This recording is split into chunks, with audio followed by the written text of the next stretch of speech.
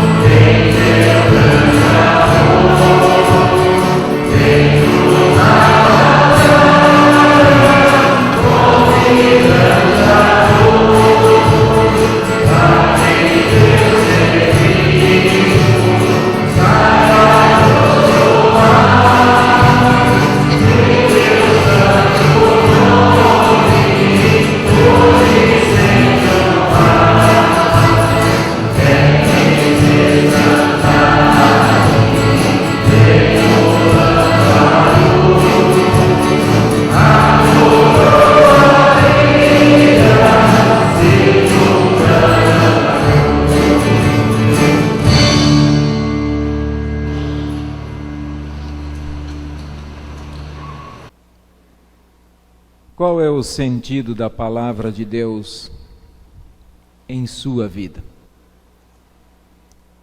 O que ela representa para ti? Para o salmista Davi, ele diz o que ela significa na vida dele. O que significava: lâmpada para os meus pés é a tua palavra e luz para os meus caminhos. Que o Espírito ilumine a nossa mente e o nosso coração nesse momento em que nós queremos meditar. É claro que não conseguimos abordar todos os assuntos do texto de Atos, mas 2 assuntos, pelo menos, muito importantes, eu penso que vamos abordar. O primeiro deles, o plano de Paulo, ou de Saulo, na época, nesse momento, Saulo, um chefe dos soldados, homem temível, cruel, que via o sofrimento e providenciava o sofrimento e a morte dos cristãos. Pior de tudo, é que ao assistir à primeira morte do primeiro mártir da igreja, Estevão, tudo indica que ele estava lá sentado sobre o seu cavalo, vendo os homens da cidade atirarem pedras até matarem Estevão, que testemunhava a sua fé, que anunciava a palavra de Deus. Ele estava de acordo com aquilo. Talvez ele não atirou uma só pedra, mas ele consentiu naquele ato. E isso nós vemos no versículo 3 do capítulo 8. Vemos um pouquinho ali do quanto Saulo era cruel com os cristãos. Diz lá o texto: Saulo, porém, assolava a igreja, entrando pelas casas e arrastando homens e mulheres, encerrava-os no cárcere. Sem pedir licença, ele entrava nas casas das pessoas, pegava homens e mulheres e, sem dúvida nenhuma, crianças também, e arrastava-os até o cárcere.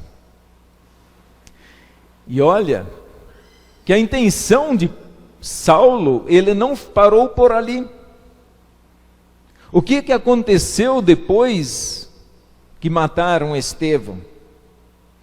Ele vai até o sumo sacerdote, ele diz assim, ele pediu cartas para as sinagogas de Damasco, a fim de que, caso achasse alguns que eram do caminho de Cristo, de cristão, assim homens como mulheres o levasse presos para Jerusalém.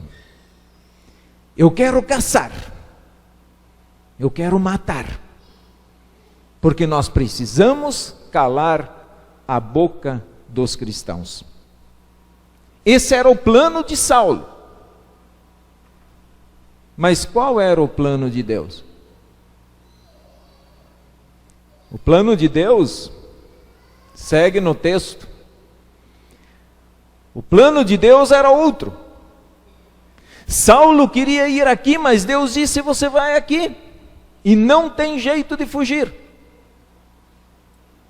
Assim como ele encarcerava os homens e mulheres pela sua fé, pois Cristo o encarcerou nesse momento. E quando próximo ao meio-dia, ou ao meio-dia, apareceu aquela forte luz no caminho de Damasco a Saulo, diz o texto, e caindo por terra, ouviu uma voz que lhe dizia: Saulo, Saulo, por que me persegues? E é claro, Saulo provavelmente nunca falou com Jesus antes. Então, e ele nem conhecia a voz de Jesus pelos cristãos.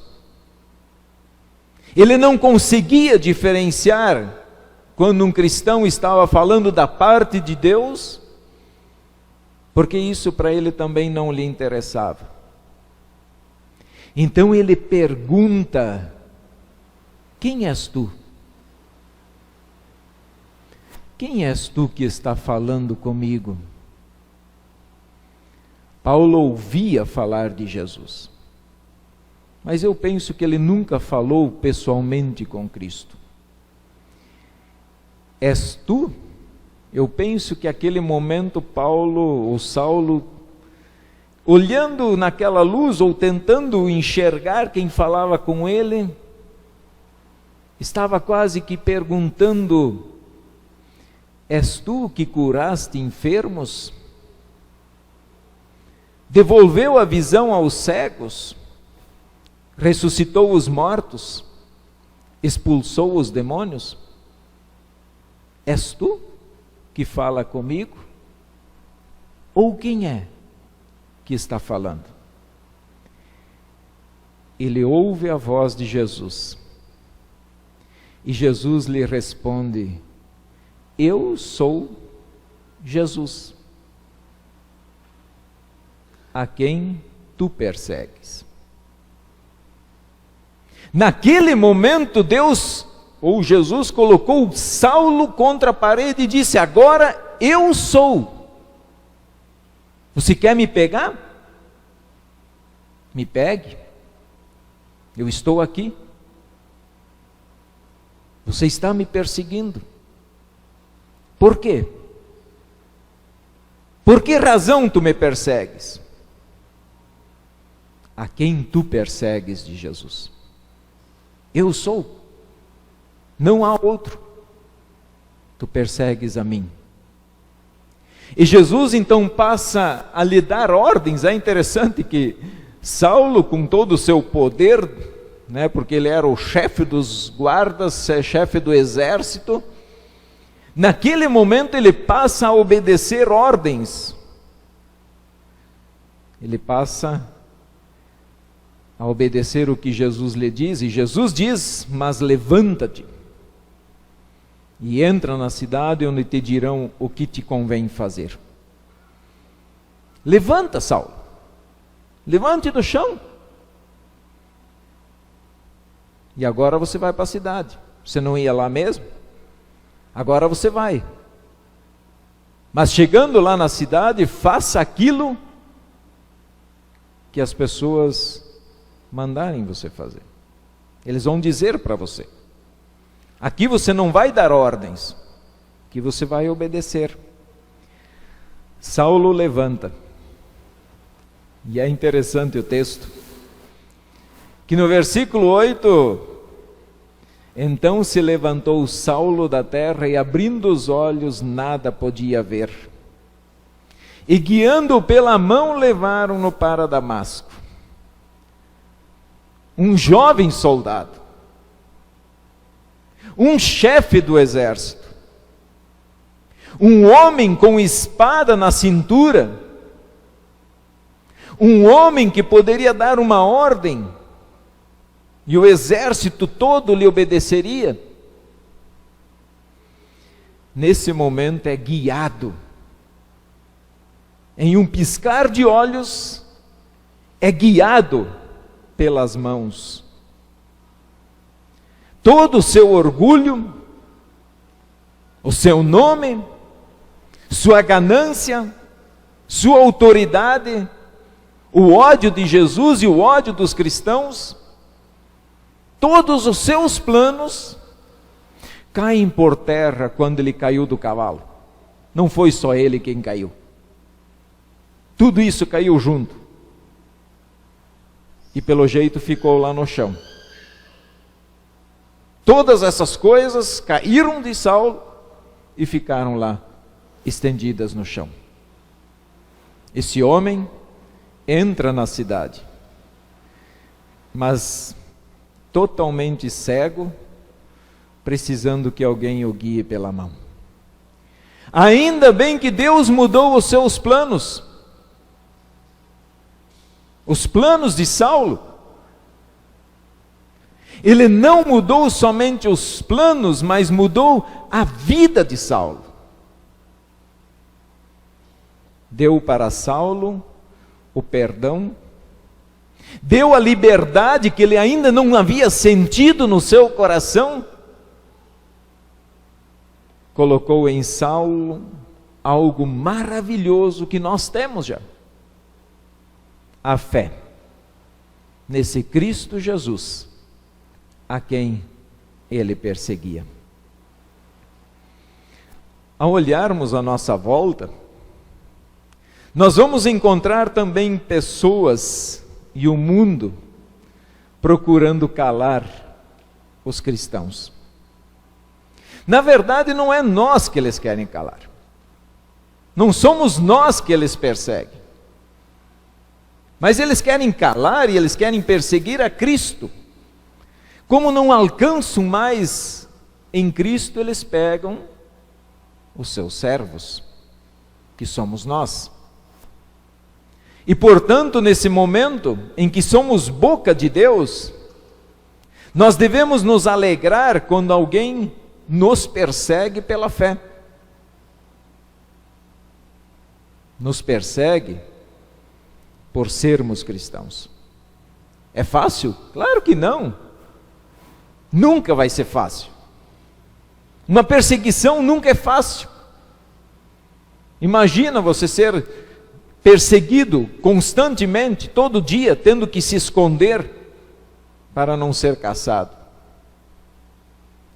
Temos que cuidar para não sermos usados como ferramentas de Satanás nessa caça aos cristãos.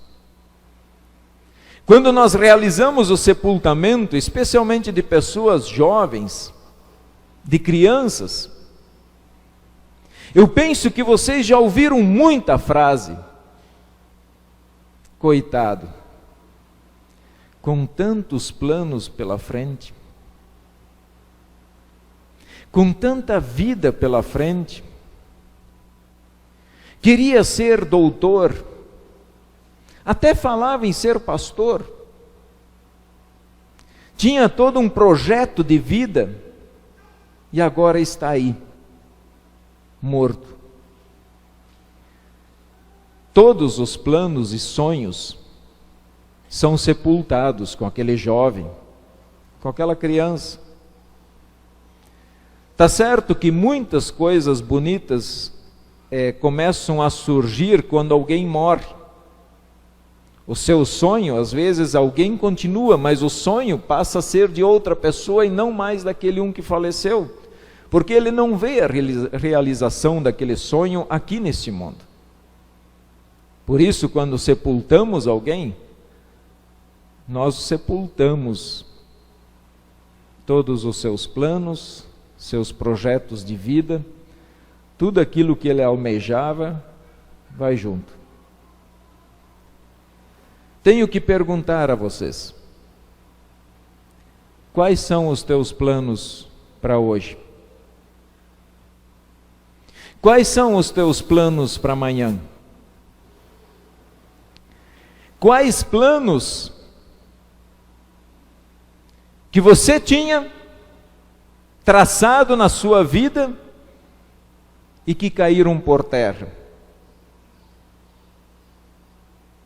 Entre aspas, caíram do cavalo.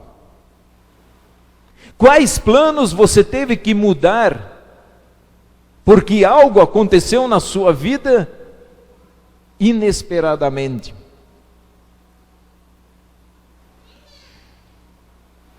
Talvez os planos da gente mudam, e com certeza mudam, quando nós perdemos um ente querido. Os nossos planos mudam quando nos falta dinheiro. Nossos planos mudam com uma enfermidade que de repente se abate sobre nós. Quais planos você já mudou na sua vida? Quando Jesus diz para Saulo: eu sou Jesus, ele está dizendo para nós: eu sou Jesus. Vocês podem fazer planos, e nós fazemos planos, mas não esqueçam que eu sou Jesus. Eu estou acima dos planos de vocês.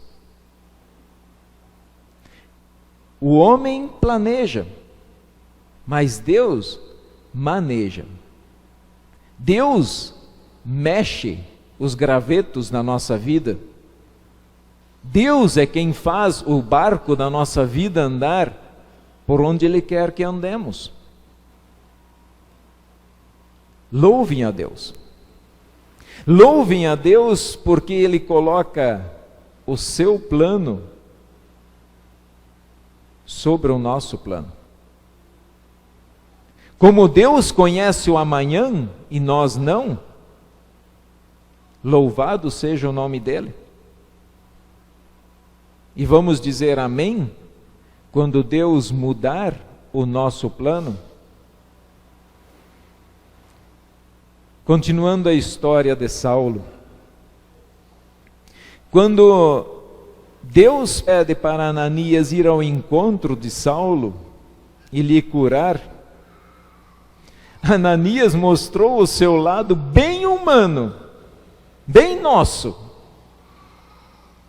ele disse: Senhor, de muitos tenho ouvido a respeito desse homem, quantos males tem feito aos teus santos em Jerusalém.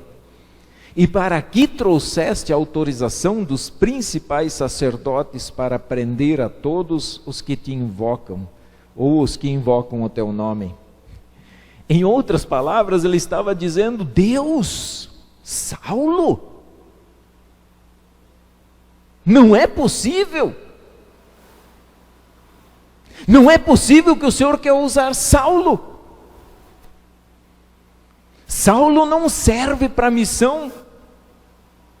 Ele tem em suas mãos uma autorização para caçar os cristãos. Veja, Senhor, tantos outros melhores do que Saulo, os discípulos, os outros 70 discípulos, e assim, tantos outros cristãos, mas Saulo não. Ananias argumenta. Eu penso que é mais ou menos isso que acontece. Vamos fazer de conta que esse aqui é Jesus, e Jesus tem uma mensagem para passar para o ser humano. Somos nós.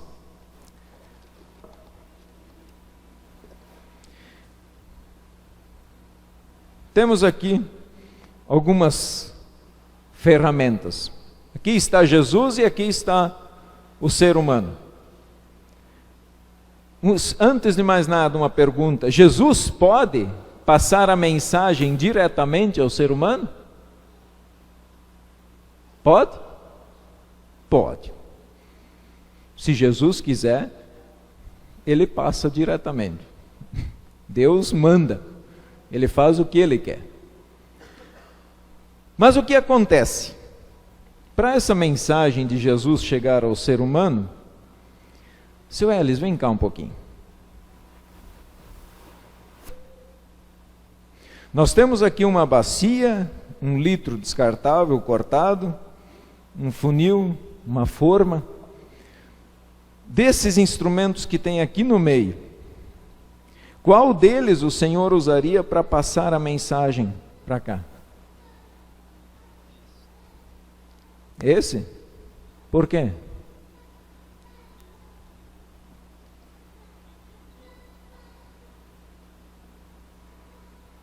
Obrigado. Pode sentar. Vocês também usariam esse? Claro, eu também. E essa foi a visão de Ananias. Senhor, nós temos um instrumento aqui pronto, um cristão que está aí consagrado ao Senhor. Por que não usa um cristão para levar essa mensagem aqui? É mais fácil. Mas Jesus não. Jesus usa outro. Jesus usa outro método. É ideal? Talvez não seja o ideal, mas o que Deus faz na nossa vida?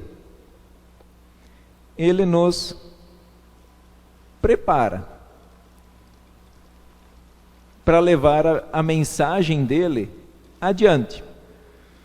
Tem que amassar a vida? Às vezes Deus tem que colocar uma enfermidade, precisa quebrar uma perna, um braço, para levar a mensagem para outras pessoas?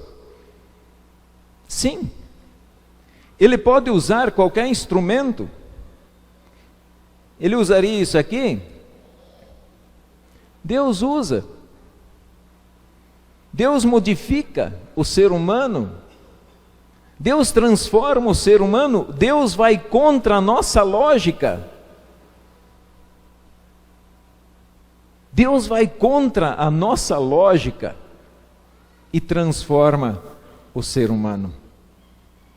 E aí, era isto que Ananias estava fazendo. Ele olhou para as outras pessoas e disse: usa esse. Mas Deus disse: não, eu quero esse. E usou Saulo.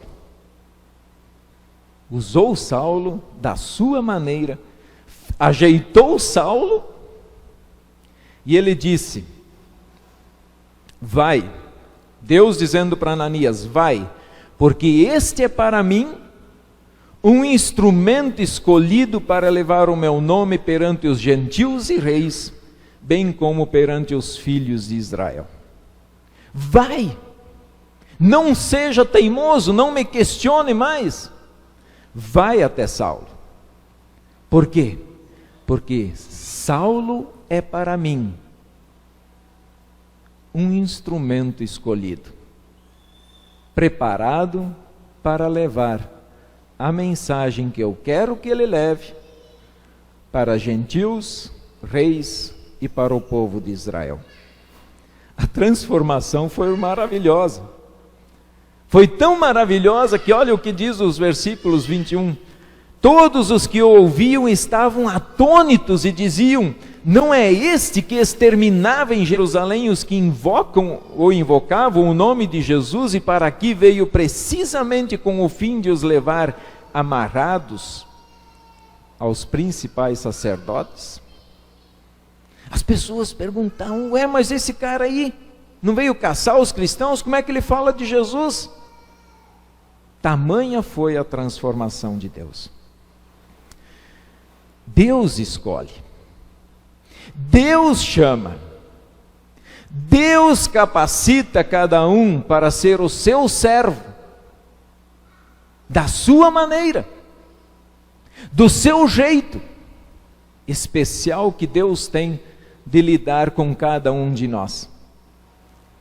Deus mudou a vida de Saulo. Depois, Saulo foi um grande instrumento de Deus. E é muito interessante quando nós pensarmos que Deus preparou Paulo para sofrer pelo seu nome. Depois disso, Saulo passou frio, fome, enfrentou tempestades, enfrentou açoites, foi apedrejado, dormiu na prisão. Então ele enfrentou tudo pelo Evangelho de Deus. Ananias não precisava contar para Saulo o que ele sofreria. À medida que Deus daria vida a Saulo, Saulo descobriria por conta. Irmãos, eu entendo que Deus prepara cada um de nós. É por isso que nós somos o corpo perfeito de Deus. Eu não preciso saber tudo e desistir de aprender tudo. Mas eu penso que cada um de nós, Deus usa de uma maneira tão especial. Às vezes nós somos que nem Ananias. Senhor, não usa o fulano. Não, aquele lá não, Deus, não faz isso, o Senhor vai destruir o Evangelho. E Deus diz: mas é aquele que eu quero. Graças a Deus, Ananias não teimou mais. Ele é um servo fiel, foi lá e obedeceu a Deus, fez o que Deus mandou fazer. E assim somos nós.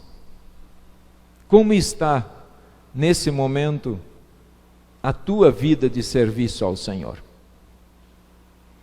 Você também está se colocando à disposição de Deus para o trabalho? Ou talvez você está dizendo: usa o outro. Não me usa, usa o outro. Aquele lá fala bonito, é um cara elegante, é uma mulher charmosa.